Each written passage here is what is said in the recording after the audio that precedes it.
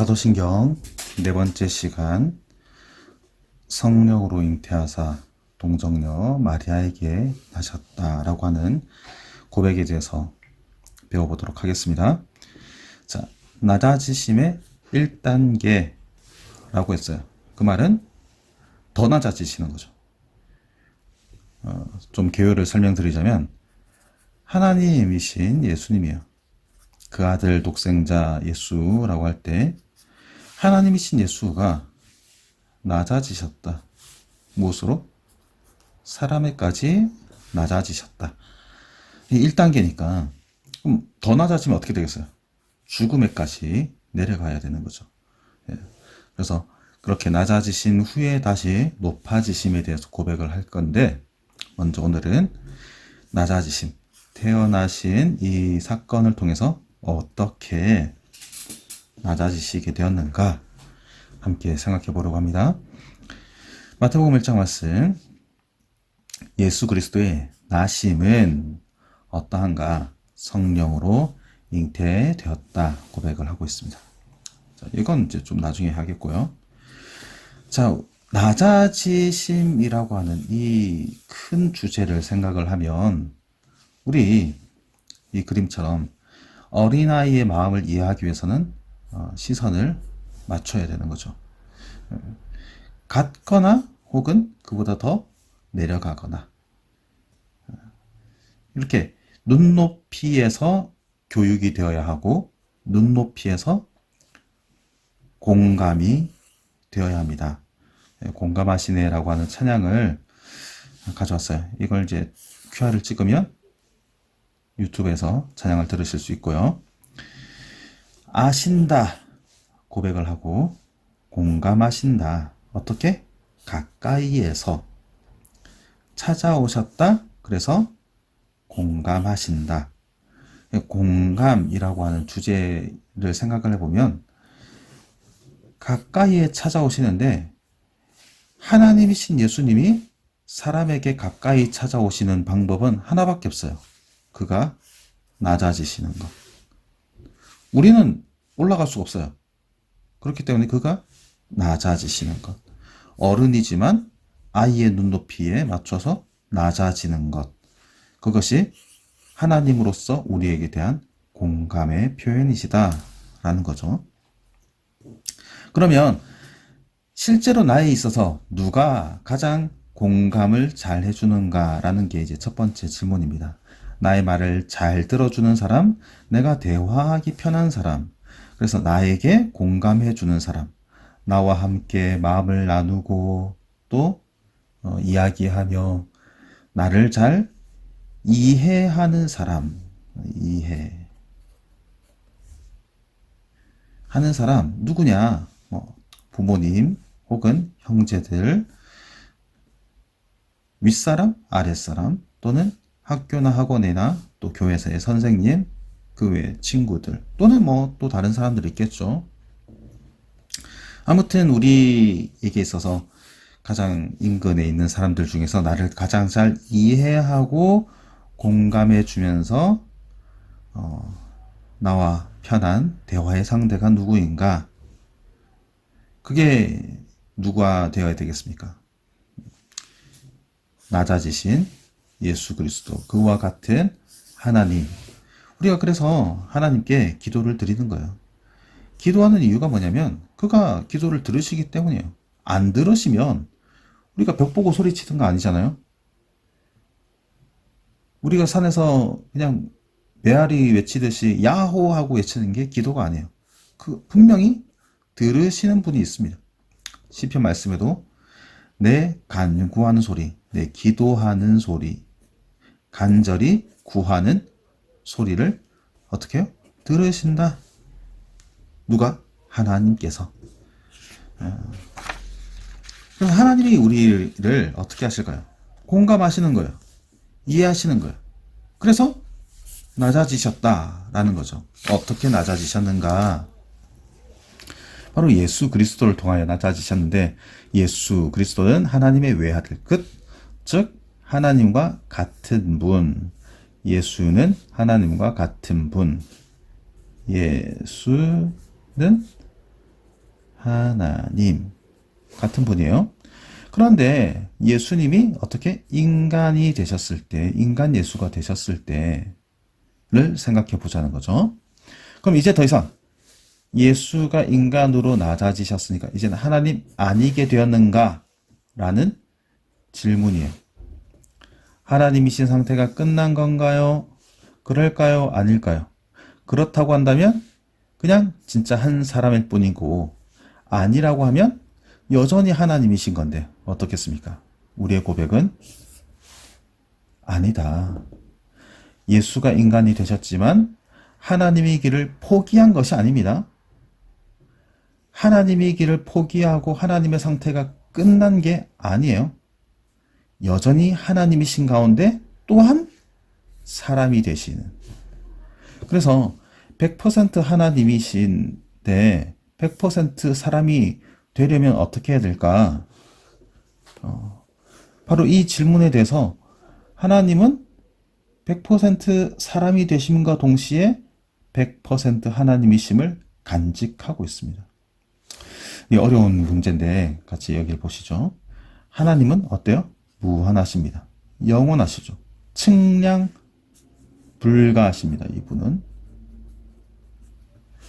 근데 사람은 어때요? 유한하죠. 반대로. 영원하지 않고 한계가 있어요. 그래서 측량 가능하죠. 어떻게? 키가 얼마이고 몸무게가 얼마이고 또 IQ가 얼마이고 지적 수준을 테스트를 통해서 검증할 수 있고 뭐 여러 가지 것들을 측량할 수 있어요. 그리고 실제로 우리 각 개인이 차지하는 영역은 아주 조금의 영역만을 차지할 뿐이죠.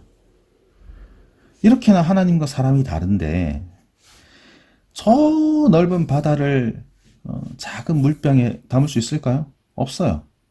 근데 그 무한하신 하나님을 이 작은 물병 같은 사람에게 담는다? 가능하겠습니까? 안 되는 거죠. 불가능한 일인데 그래서 마리아도 물어보는 거예요. 마리아가 천사가 마리아에게 얘기하죠. 너가 잉태하게 될 것이다. 구원자이신 메시아를 낳게 될 것이다. 얘기하니까 어떻게 그런 일이 있을 수 있습니까? 저 아직 결혼도 안 했고요. 남자를 알지 못하고요. 남자와 성적인 관계를 가지지도 않았고요.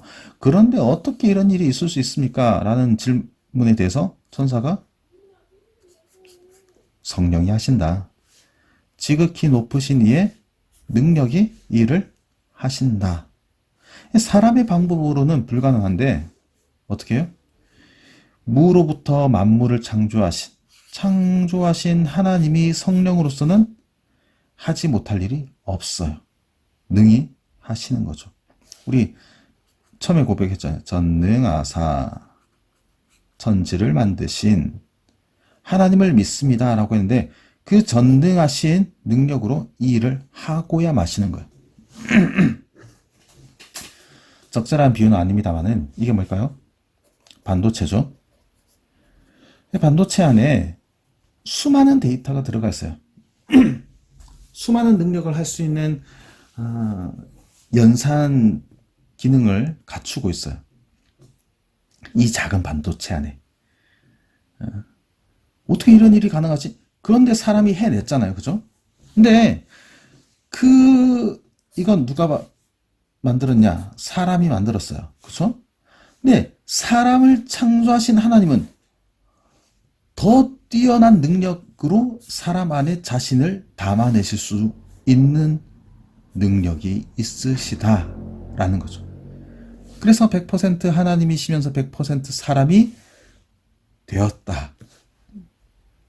예수는 이 일을 해내고야 말았다. 라는 거죠.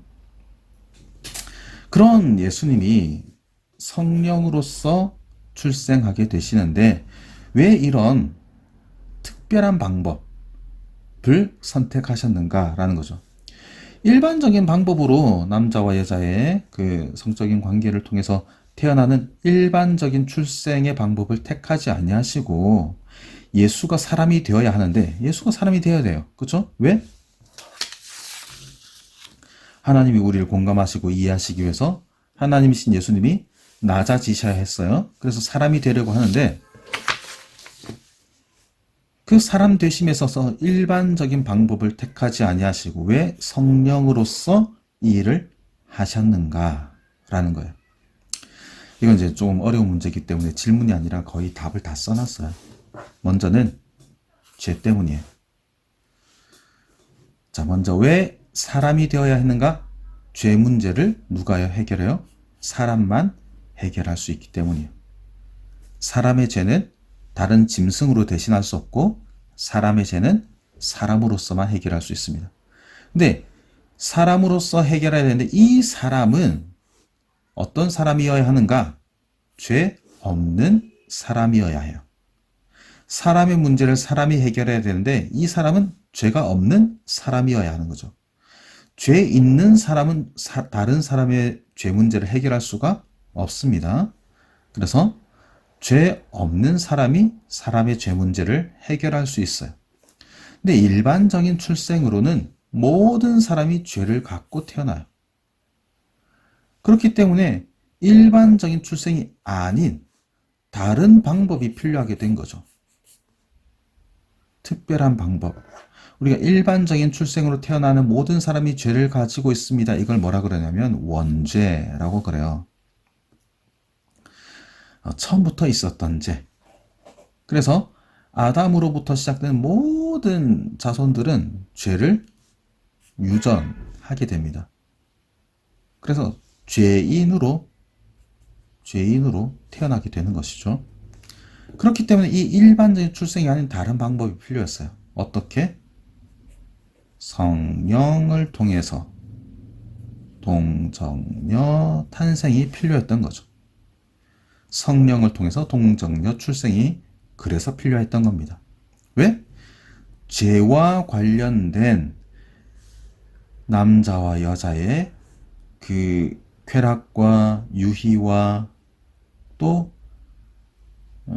그 즐거움을 통해서 태어나는 일반적 출생은 반드시 죄를 갖고 있기 때문에 그것을 다 배제한 성적 유희와 쾌락과 즐거움을 완전히 배제한 그래서 부모의 죄를 유전하지 않는 방법으로서 성령을 통한 잉태가 필요했던 것이죠. 그러면 이 일의 도구가 되어진 어머니 마리아는 특별한 사람입니까? 우리와 다른 어떤 능력을 갖고 있거나 성스러움이 있거나 거룩함이 있거나 좀 다른 대상일까요? 그렇지 않아요. 결코 마리아가 숭배 대상이 되지 않습니다. 마리아가 우리의 기도를 들어주지 않아요. 단지 그녀는 하나님의 뜻에 순종하였을 뿐이에요. 무엇을 믿고? 성령께서 이 일을 하신다는 것을 믿어 순종한 것밖에 없어요. 근데 이제 칼케톤 신조라고 하는 이건 이제 참고로 설명을 드립니다. 하나님의 어머니 왜 이제 예수는 하나님이시니까 예수의 어머니로 소개를 하는데 이 표현에 대해서 좀 더 구체적으로 말하면 이 마리아는 그렇다고 해서 우리의 기도를 들으시거나 숭배를 받으실 만한 분이라고 가르치는 게 아니에요. 무슨 말이냐면 우리의 기도를 들으시는 분은 오직 하나님밖에 없습니다. 그분이 어머니 같은 사랑을 갖고 계세요. 우리 하늘에 계신 우리 아버지라고 해서 남자의 성품만 가지고 계신 게 아니에요. 어머니의 그 따스한 사랑과 자애로우신 그 성품도 하나님은 갖고 계십니다. 그렇기 때문에 아버지 하나님 외에 어머니 하나님이 필요하지 않아요. 상냥한 어머니 하나님, 성모는 우리에게 필요하지 않습니다. 잠깐 끊었습니다. 자, 다시. 그럼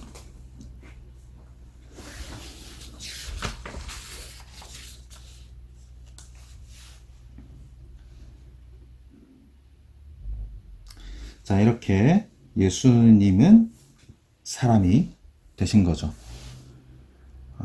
그의 높으신 하나님의 위치에서 여기까지 낮아졌어요. 근데 이게 너 이해해 줄게, 공감해 줄게, 너 마음 헤아려 줄게, 그런 차원에서 단순하게 감정적 이해로만 그칠 수가 없어요.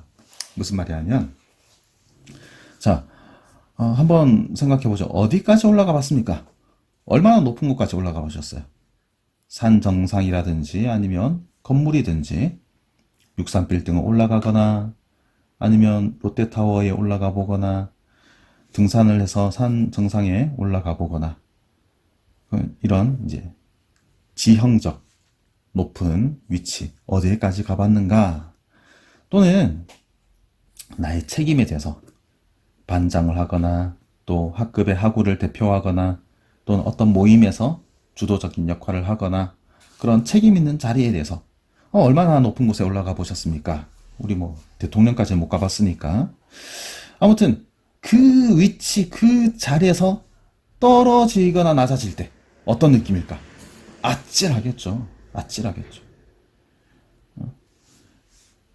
저 높은 곳에서 내가 빌딩에서 뛰어내린다거나 혹은 정말 대통령이 됐는데 한순간에 탄핵이 돼서 감옥에 갇히거나, 실제로 그런 대통령이 우리나라에 있죠. 그렇게 떨어지거나 낮아진다면 어떤 느낌일까? 아찔할 것이다. 제 이야기를 잠깐 하자면 저는 헬기를 타봤어요. 그리고 레페를 해봤습니다. 떨어질 때 아주 스릴 있어요. 근데 왜 이 사진을 보여드리냐면, 정말 인질, 어떤 사람을 구출하기 위해서 이 줄 하나에 의지해서 자기 몸을 던지는 희생, 그 아찔함, 그걸 각오하면서까지 내가 뛰어내림으로 말미암아 내가 죽을 수도 있다라고 하는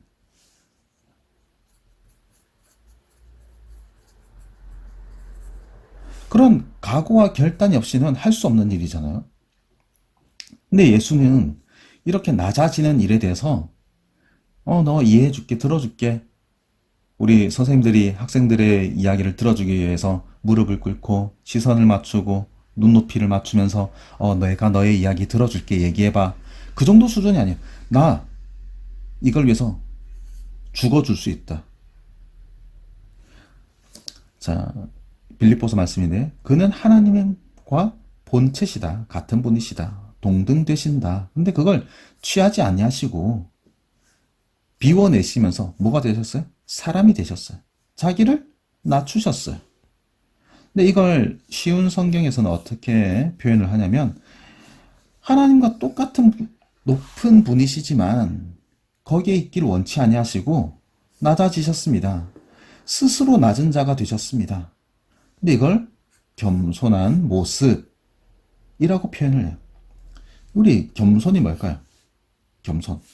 공감이라고도 했는데 앞에서는 겸손이 뭔가 아랫사람이 윗사람을 공경하는 예의 바른 태도를 우리 그래 너 참 겸손하구나, 어린 아이들이나 자녀들을 향해서 학생들을 향해서 너 참 겸손하구나 라고 말할 수 있을 거예요.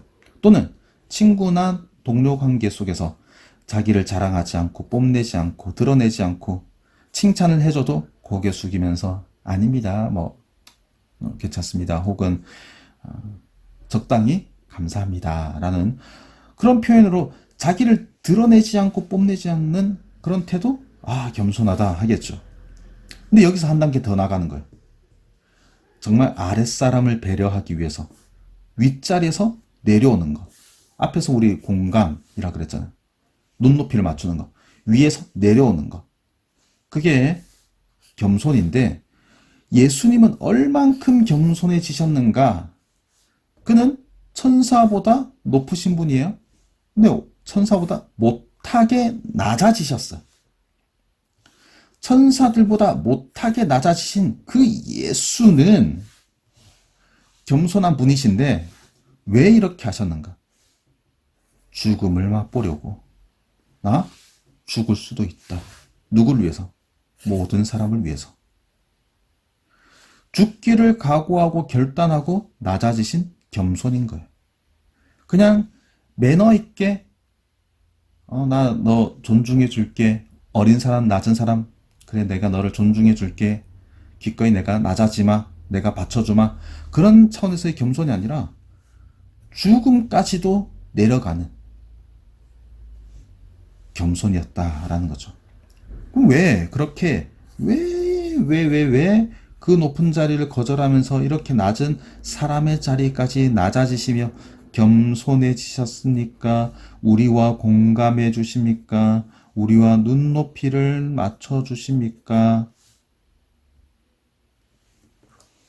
왜 그럴까요? 왜 그럴까요? 여기에 모든 사람을 위해 라고 했지만 나를 위해, 나를 위해서 예수는 죽음을 각오하고 실제로 죽기까지 겸손해지신 거예요.